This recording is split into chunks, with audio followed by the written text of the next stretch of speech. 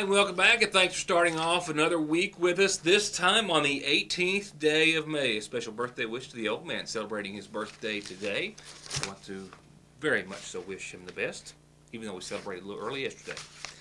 With that said, we've got a forecast that takes us on into the Memorial Day weekend. And man, are we going to be right in the midst of fall between now and then. I mean, we're talking about cool air to say the very, very least. And we've also got temperatures which are going to recover for your holiday weekend. And we should be close to the 80s, I believe, around that time. And might even have some nice weather in store. We're definitely going to go back and forth a bit weather-wise. We'll have your updated forecast for you in just a few moments. Also, an update on the trial. A Magafa County man was facing 10 counts, I believe, of rape, incest, sexual abuse, and other charges. A plea agreement's been reached in the case. I have the court documents forthcoming. And we'll also be talking about Election Day tomorrow. We'll be talking about if, and this is some internet problems with a out of this area that I'm having trouble retrieving the news, but we've got a couple of other stories, some meth arrests that I hope to have some information on, an update on the Mountain Parkway expansion project, and a few other things to discuss if we can get those connections made. It's going to continue. What's the difference? It's going to continue to be a busy week around the newsroom, as it always is. The Sagersville City Council meets in regular session tonight at 7. We're running out the door to catch that meeting in just a few moments. Magafa County Library Board, as we referred to last week, and it's my understanding this is the only place that such a report was ran. We discussed last week that they'll be having their meeting tomorrow morning at 10, where one of the members wishes to recant his decision in support of demolishing the old Sagersville First Baptist Church. We'll see what transpires at that meeting tomorrow. The Magafa County Fiscal Court has also set their regular monthly meeting for this Wednesday. A host of other local governmental meetings on tap. A few from last week even, and a few to take place this week, and a whole lot of things and a whole lot of ground to cover. So be sure and tune in to see what's happening. I'll tell you what's happening tomorrow. It's Election Day, and that might be slipping the minds of a whole lot of folks. While a dismal 10% turnout is expected tomorrow, well, there's not a whole lot on the ballot. Therefore, it won't take me very long to go over the ballot. But, of course, some all-important races, including that of governor and others, and I'll get to that in just a few moments. But as voters prepare to head out tomorrow to the polls, hopefully in larger numbers than what's being expected, Attorney General of Kentucky Jack Conway is asking me to remind everyone that you can help combat vote fraud by using their toll-free hotline, which will be open and in operation. 800-328-VOTE is the election fraud hotline, which sees use about every election, some more than others. We expect tomorrow's election activity to be minimal compared to, of course, this past November and the May before that here on the local level. But investigators from the AG's office said they will be patrolling precincts and polling places across the state of Kentucky during tomorrow's general election, closely working with the Secretary of State's office, the U.S. Attorney's office, and the eastern and both western parts of the state, as well as other task forces and law enforcement entities. By law, the Office of the Attorney General has the jurisdiction to investigate and prosecute election law violations. And once again, that number, 800-328-VOTE. We'll take a look at the ballot, see what's on tap for tomorrow. If you go to the polls, which we certainly hope you do, we'll have that in just a few moments. Right now, an update on a couple of reports. One being the Mountain Parkway expansion project, where my last report was that of an interview with Marshall Carrier, project manager for the Mountain Parkway expansion project. He was discussing a public meeting which was held and received a great deal of attention to the tune of 200 to 300 interested landowners, members of the public, as they were there to see two proposals for the expansion, as it will be from Sagersville on to Prestonsburg. And there were two options presented, one widening and improving, they say, the existing route, or a cross-country route that would greatly change travel between those 2 points. And they've now been able to take some of that information from the meeting and other information to give them a direct plan, so to speak, or at least a heading in the future. This was a portion of that interview, and now I've learned that based on the positive feedback from that public meeting, the Kentucky Transportation Cabinet is going to carry forward its preliminary evaluation of a cross-country corridor for extending the Mountain Parkway from Sagersville to Prestonsburg. More details, they say, will help the Transportation Cabinet better compare its two options for creating a 4-lane, 14-mile extension of the Mountain Parkway, widen the existing corridor of 114 or build a new road along a cross-country corridor north of Kentucky 114. 114, of course, is the two-lane state highway that runs between Sayersville and Prestonsburg. The expansion team began looking at a cross-country alternative to widening the existing route because of a large number of homes and businesses along 114 that will be affected by the expansion. And now they tell me that surveys from a public meeting attended by more than those 300 people that I mentioned last month in Prestonsburg showed enough interest in the cross-country option to at least warrant further study. They're still not making a decision on either or, but they are heading in the direction of continuation of there being a possibility for a cross-country trek. At the meeting, the project team presented a general corridor that was identified for the potential cross-country route, and they also showed some differences. The cross-country route you see here would be about 13.5 miles. The existing corridor is about 14 miles. The number of properties affected are much greater in number for the existing corridor than the cross-country corridor. The total cost of the project was only different by a few $1 million in the grand scheme of things, which was not a great amount. So now what they're going to do is they are going to continue their study. They're going to conduct a similar level of study on the cross-country corridor that will provide a better comparison of the two options. They're still valuing your feedback. Carrier tells me today in a statement that the public indicated its belief that the cross-country route is a viable option that should be considered as we continue to expand and extend the mountain parkway. He says, we've said throughout this process that we want to make sure we choose the route that best serves eastern Kentucky for decades to come. Once the study is completed, the project team will seek additional feedback from the public. McGoffin County man, as I told you last week, was to stand trial tomorrow on several serious charges: 2 counts of rape, 2 counts of incest, and 2 counts of sexual abuse, all in the first degree. 2 counts of criminal abuse in the first degree, as well as counts of criminal abuse in the second degree, and the second degree with a victim under the age of 12. 3 victims altogether. 2, I believe, were juveniles, and at least 1 under the age of 12. However, newly received court documents just in a short time ago indicate that Roy Perkins of Meadows Branch Road in McGoffin County has reached a plea agreement with prosecutors. It's my understanding that it also amends a couple of the charges. Counts 1 and 2, rape in the first degree, both Class A felonies, have been amended to sexual misconduct, which are Class A minors. The other charges do appear to remain the same, and they also will carry the following penalties. The first 2 counts, which have been amended, will equal 1 year in jail on each count. Counts 3 and 4 on incest in the first degree have been dismissed. Counts 5 and 6, sexual abuse in the first degree, have been dismissed. Counts 7 and 8, criminal abuse in the first degree, he has been sentenced to 10 years in prison on each count. And then counts 9 and 10, both being criminal abuse in the second degree. One of those victims under the age of 12, it specifies, he's received 5 years on each count. It also says that a reason for the amended charges as it pertained to those 2 charges of rape in the first degree was to spare the victims the trauma of a public recounting of their experience. So altogether, several years he has been sentenced to. However, it also says that per the plea agreement, all counts to run concurrently with one another, meaning that it appears as though he will serve a maximum of 10 years in prison on the before-mentioned charges. He, of course, is already lodged in the Big Sandy Regional Detention Center. The case began a considerable amount of time ago. He was initially indicted on 1 count. That indictment was then rescinded, and then a second indictment with the 10 counts was later handed down by McGoffin County Grand Jury. And he has since now signed off per himself with his signature and that of his attorney on the plea agreement.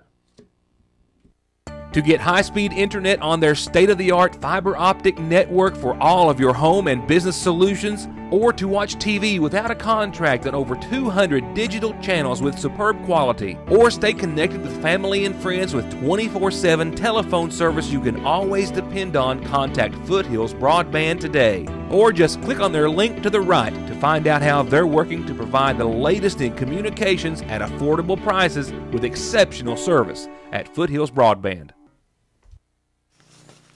So how much fish did it take to win $1,000 over at the Paintsville Lake? On behalf of the Sagersville Volunteer Fire Department, who put together a keeper of a tournament, well, let's take a look. We'll see who came in with the heaviest bag of a day's catch, and then who got a cool grand for his efforts. And we'll get to that and a few other headlines in a few moments. Going to shuffle things around just a bit because they're still rendering. So let me go on over to a couple of reminders on tonight's community calendar. Tomorrow, for just $1 a bag, it's the Big Bag Day Sale. Tomorrow, 9 till 2 at the Open Door. That's the St. Luke Catholic Church on Parkway Drive here in Sagersville. One big bag of clothing and other items for just $1, and it's 9 till 2 tomorrow. And the class of 72 of the Sagersville High School has got their reunion coming up this Saturday, the 23rd. Call 791-2384 or 349-5041 if you have any questions. They hope to see you there to celebrate their 43rd high school reunion. They'll welcome classmates at 5. The reunion starts at 6. And that's it. Kind of a short and sweet community calendar for this Monday, the 18th. A little time to remind you, birthdays, anniversaries, calendar announcements, and the like, they're free and absolutely the best way to let everyone know about them. Mail, phone, fax, email, Facebook, or drop them off here at the studio. Either way you get them, we'll tell everyone about them.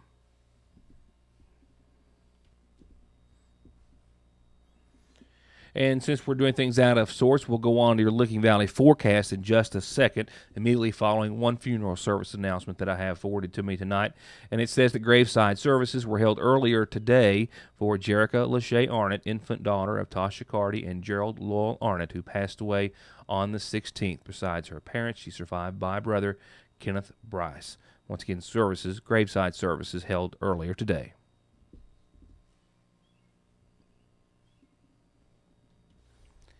As for your forecast provided by Licking Valley RACC, I did see 80 degrees today here at the newsroom, actually 82 for my daytime high, and we'll see 63 tonight. A 50% chance of some scattered showers and storms, and it's really 50%. This cold front, which is kind of fizzled out just a bit, has got showers and a few light storms dotted all over eastern Kentucky. Right now, the viewing area is being spared, and there's not any in our track. That could change at any time, and they'll be short-lived under mostly cloudy skies tonight. Now, after this cold front comes through, we'll see some cooler air on the back side of it, to say the least.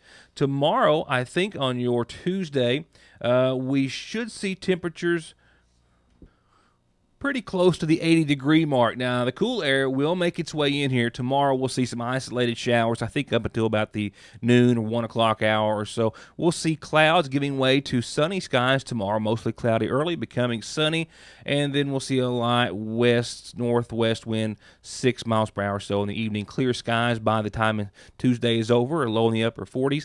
Wednesday, definitely cooler, 70, mostly sunny, a light northeast wind, only a 20% chance of showers. Wednesday night under mostly cloudy skies. Thursday, yeah, we continue to cool down. 68 degrees, some patchy fog in the a.m. Otherwise, partly sunny, mostly cloudy by Thursday night. And that 20% chance of showers is early Thursday. By Thursday night, we'll see just cloudy skies, no precipitation. Friday, sunny and 69. Only partly cloudy skies above to talk about Friday night. 48 degrees for your nighttime low. Does it not scream fall? It does. We're always a few months off forecast-wise. And for your Memorial Day weekend, we start to warm up just a bit on Saturday. It's going to be a nice day. No complaints. 74, mostly sunny. Up into the mid-50s will fall on, or climb, depending on how you want to look at it, Saturday night. And no threat of precipitation Saturday. Only a slight chance, maybe 20-30% chance of some showers on Sunday. We'll start to see the upper 70s at 77. And Memorial Day right now, it looks to be about 78, but I'm sad to say Monday has a better shot of some showers and storms, maybe even mostly cloudy skies. So it's not the greatest of forecasts, but indeed there's a lot of it that's really nice. And a lot to look forward to. Maybe Sunday and maybe Monday we'll kind of hold off and we'll see some clearer conditions. We're still a long way away. We'll come back with our remaining headlines, though, and talk about the rest of tonight's show after these words. Hey guys, Jason Weffenstedt, sales manager at the all-new Hutch Chrysler Dodge Jeep Ram in Paintsville, Kentucky. But as you can tell behind me, we're just weeks away from opening our brand new dealership, and we want to invite everybody down to take a test drive and be entered to win a free vacation package from Hutch Chrysler Dodge Jeep Ram in Paintsville, Kentucky. They're only weeks away from their grand opening, but they're open for business today. So come in and get entered for a vacation package to be given away at the brand new Hutch Chrysler Dodge Jeep Ram in Paintsville. 297-5066. To get high-speed internet on their state-of-the-art fiber optic network for all of your home and business solutions, or to watch TV without a contract on over 200 digital channels with superb quality, or stay connected with family and friends with 24/7 telephone service you can always depend on, contact Foothills Broadband today. Or just click on their link to the right to find out how they're working to provide the latest in communications at affordable prices with exceptional service at Foothills Broadband. Now let's find out, how much fish did it take to win a grand on a cloudy and, towards the latter part, rainy day on Paintsville Lake? The Sagersville Fire Department's first ever fishing tournament proved to be a success, especially for one winner. 2.410.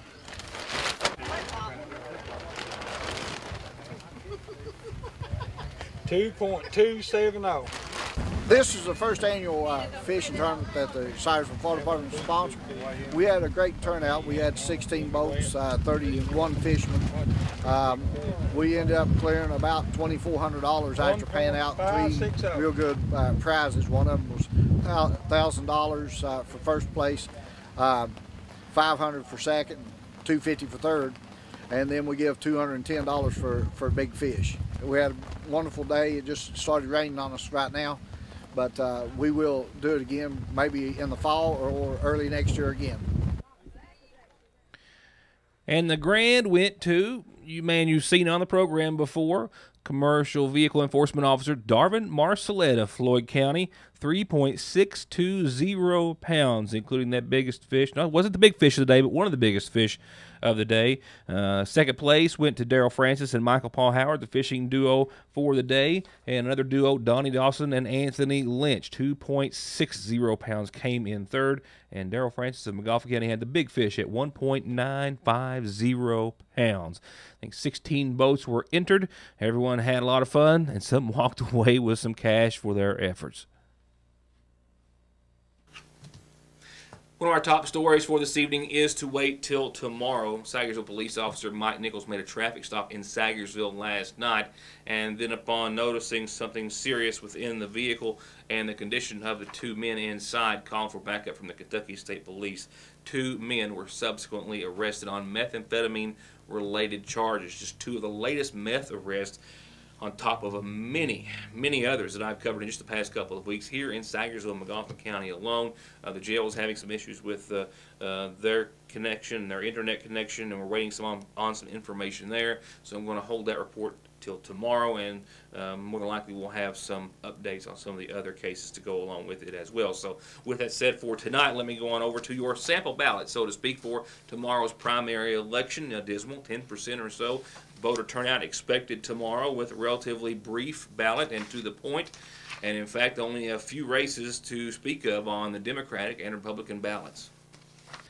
It won't take a great deal of time to go over your sample ballot for tomorrow's election here in McGoffin County. Voters will see the following choices at the polls. On the Democratic ballot, your choices for governor and lieutenant governor: Jack Conway with Lieutenant Governor Sandy Overleaf for the lieutenant governor's candidate, and Jeff Young and Jonathan Masters, my apologies, for the other half of the Democratic ballot for governor. While the GOP primary for Kentucky governor has been an active one and at times a turbulent one, it's left many forgetful that there's even a Democratic primary, with Attorney General Jack Conway expected to take an easy win over his statistically only challenger tomorrow. The GOP race still statistically too close to call between many candidates. I'll get to that in just a second. A reminder about the rest of your Democratic ballot, though, for now. Secretary of State Allison Lundigan Grimes, of course, who lost her bid against Senator Mitch McConnell, is on the ballot to keep her seat tomorrow. Challenger Charles Levitt is also on the same ballot for your Kentucky Secretary of State.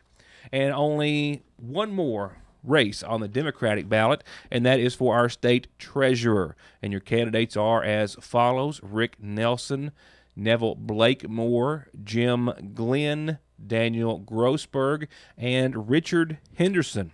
And that's it. That is your Democratic ballot in its entirety for tomorrow's election. The Republican ballot has one more race, but about the same in length as far as candidates is concerned. A lot of polls showing pretty much an even race, especially between Matt Bevin, James Comer, and Hal Heiner. Will T. Scott would be at the least of the poll activity at this hour, but it is too close to call, one way or the other, for Republican governor and lieutenant governor nominations, and this, of course, has been the race that we've heard the most about. Other races on the Republican sample ballot include those for Attorney General, State Treasurer, and Commissioner of Agriculture. For the Attorney General's ballot, you have Michael T. Hogan and Whitney H. Westerfield. In the State Treasurer's race, 3 candidates on the Republican ballot: Kenneth Churchill Imes, John Larson, and Allison Ball. And lastly, for Commissioner of Agriculture, Richard Heath and Ryan F. Quarles. And lastly, this evening, tomorrow is Election Day. Above most any and all else that you do tomorrow, please get out and exercise your right to vote. With that said, I'll be back here tomorrow night with more headlines that you'll only see with me. For now, thank you for watching.